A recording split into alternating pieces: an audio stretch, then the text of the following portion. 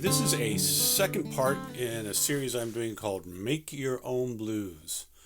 And we started the first section off with a monotonic blues in the key of A. In this section, we're going to stay in the key of A, but we're going to move to an alternating bass. So, as you may or may not recall, the alternating bass travels between two strings or more, sometimes three. But for our purposes, we will just do between two strings. The monotonic bass, on the other hand, just kind of keeps a steady thump on one string. So, the way we did this before is we broke our 12-bar blues down into three 4-bar sections. The first 4-bar section is the one chord, in this case, A. The second 4-bar section is going to be 2 bars of the 4 chord, which is D in this case, moving back to 2 bars of A. So the second 4 bars, we'll learn a new series of riffs and licks for D, but we'll borrow from what we did for the first 4 bars of A when we return back to A. The last 4-bar section will change for every bar. So in the 9th bar, we'll have in this case, an E chord, moving to a D chord, moving back to an A chord, and moving finally back to an E chord. So a fair amount of movement in these last 4 bars. You'll keep in mind, this is only one way to structure a 12-bar blues. Hopefully in future lessons, I'll create other structures, using the 1-4-5 chord format, but maybe, using a quick 4 or playing the last 4 bars a little differently, not changing every bar. But that's what we're doing for this first group of lessons, is really sticking to this 12-bar format, 4 bars of 1, 2 bars of 4, back to 2 bars of the 1 chord, 5 chord, 4 chord, 1 chord, 5 chord. All right? So to start off with, I'm going to give us 3 different ways we could play the first 4 bars of the 1 chord for blues in A. Here's our first 4-bar section.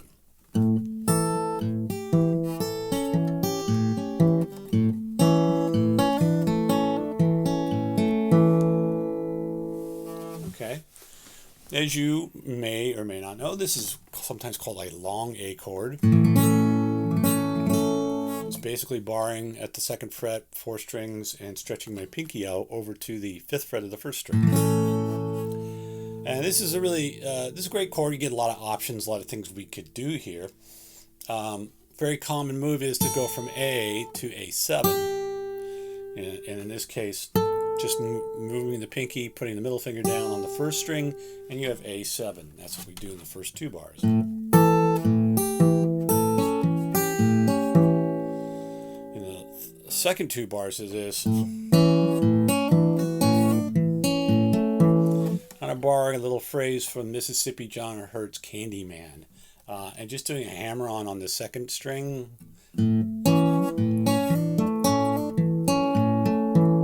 Familiar with Candyman, that might sound vaguely familiar.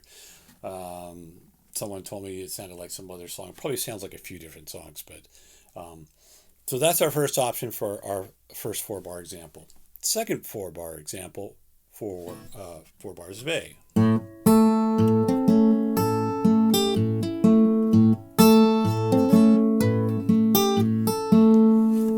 Now here I've moved my A chord up to the 5th fret, essentially playing a smaller version of an E-shaped bar chord. If you know that version of the bar chord, I'm going to leave the 6th and 5th string as open strings and just bar the top 2 strings. Middle finger will fret the 3rd string, ring finger frets the 4th string. I should say actually my 1st finger will bar not just 2 strings but 3 strings. And the reason I say that is I'm going to perform a little hammer on here, that if I don't have my 1st finger covering 3 strings, it won't work the way I want it to. Notice I just lift my pinky to the 8th fret. Sorry.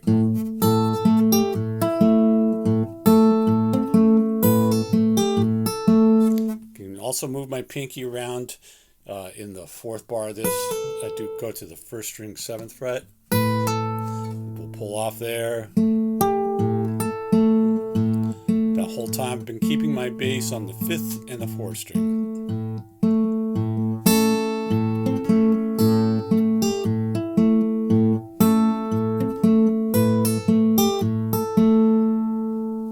Okay, my third example, I'm going to move up the fretboard a little bit more. It's going to sound like this.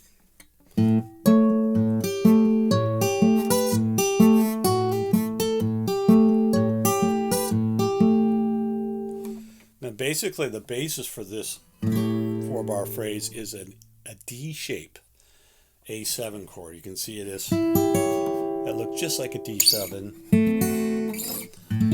played up here. Now, for those of you who are familiar with my cage stuff, yeah, this is definitely cage stuff. I'm presenting it a little differently here.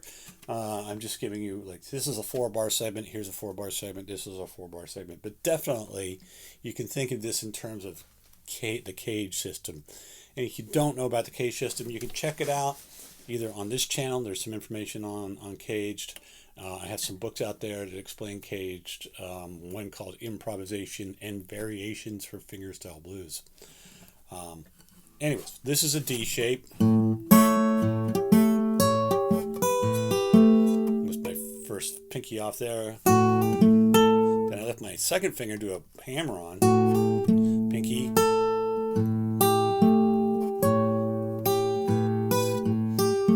Again, just moving a couple of fingers in and around this chord shape, experimenting with it.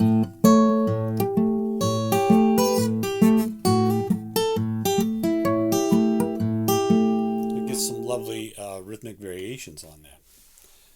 Okay, so that was my 4 bars of A. Let's look at 3 different examples for 2 bars of D. Here's the first. Oh, it didn't sound very good. Let's do it again. Okay, so what I'm doing there is basically a first position D7, although I'm not playing the first string, so I'm not going to fret it. I'm just going to fret the 2nd string, 3rd string, and you might notice my thumb comes over the top to play the F sharp note on the 6th string. So now my alternating bass is going to alternate between the 6th and 4th string. And pull off here.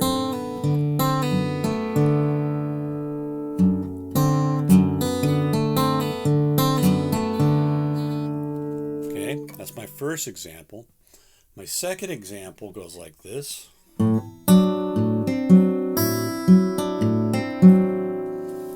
So I should explain, this chord shape may not look super familiar, but if I played it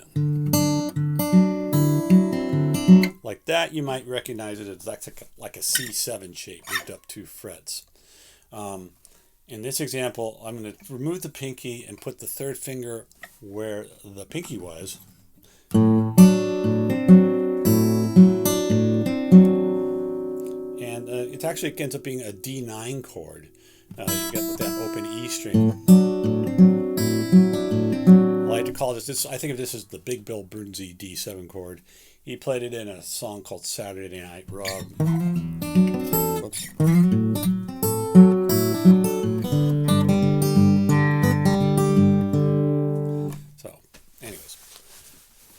Third example. Of a D7 here, it looks exactly like my long A chord, but up here it's played between the 7th and the 10th fret, right? Barring at the 7th fret, 4 strings. Pinky's up there at the 10th fret, and then take a pinky off, go to the 8th fret on the 1st string, take the middle finger off, 7th fret.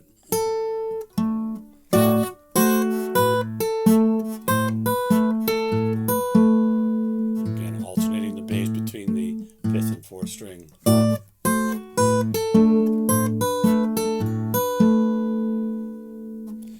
Okay, so that's 3 options for the D7 chord. Now, I'm not going to go back to the A7 chord right now.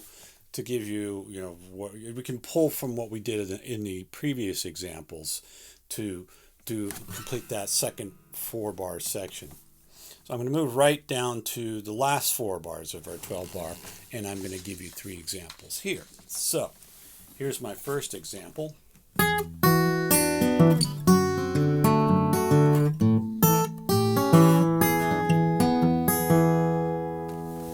Now, as I said before, we're going to have change a chord on every measure. The first measure is going to be E, D, A, and back to E. So that's a lot of movement, right? So I want to keep the left hand not moving too much so that I can make quick chord changes. So what I start off with is a D7 shape E7. It's like D7 here. Move up 2 frets, add my first finger to the 4th string, and I have E7. Notice I take my pinky off. Then I switch to a regular D7. Again, my thumb's on the low string. This time I will fret the 1st string. Long A chord. If you notice here, I'm going to go to E7. I can keep my first finger right where it was for the A7.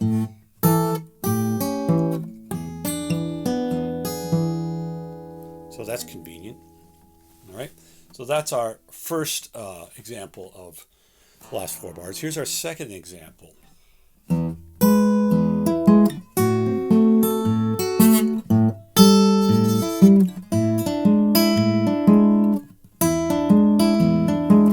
Bass notes there. Let me do that again.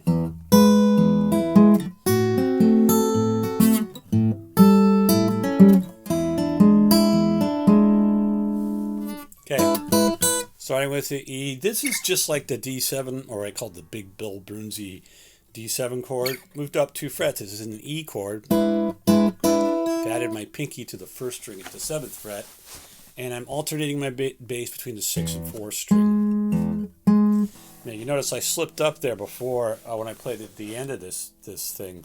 The bass for the E is on the 6th and 4th string, but the D and the A, the bass notes are played on the 5th and the 4th string. So keep that in mind. That's why I slipped up. There's my E7, and I'm going to move to a D7. Watch what I do here. I'm going to stay on the same frets for the most part, and I just end up moving my ring finger and my pinky over, and then I put my first finger down as a bar and play that bass on the 5th and 4th string. So that feels like a pretty easy move. Once you're used to it, I should say. Then the A chord, staying in those same frets, A7 here. I'm barring all the way to the 4th string. So that's my 5th fret as part of my bass. And then back to my C shape. Last 4 bars of our 12 bar examples. Start with the E chord up here.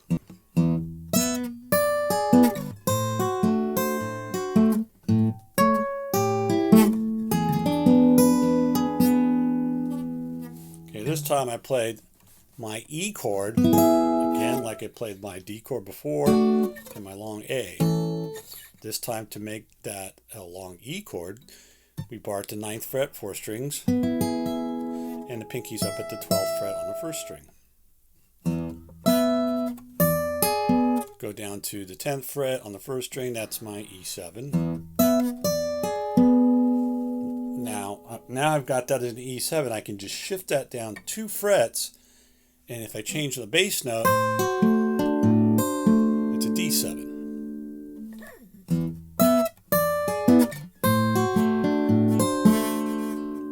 Now with my first finger staying right where it is, I'll shift into a D7 shape, which actually turns out to be an A7. then again, I'm going to shift these two fingers over, keep that bar, and I've got E7.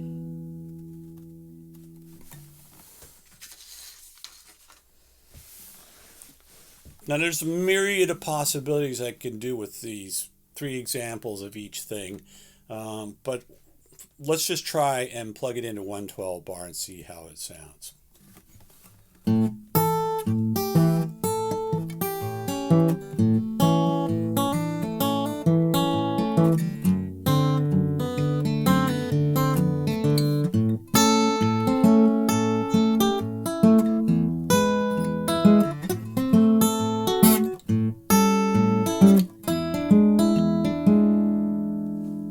That sounded pretty good. I started off with the first 4 bars of A that I had before.